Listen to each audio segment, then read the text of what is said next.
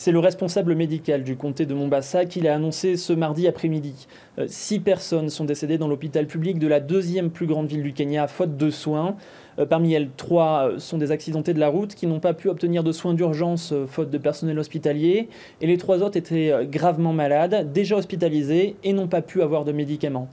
Enfin, une 7e personne est décédée dans le comté de Samburu. Elle a tenté d'accéder à une salle de soins dans un hôpital public, s'en est vue refuser l'accès, a dû rentrer chez elle et est décédée hier après-midi. C'est tout le Kenya qui risque de se retrouver paralysé avec cette grève. Environ 26 000 personnels hospitaliers sont concernés. Des dizaines d'hôpitaux risquent de fermer leurs portes.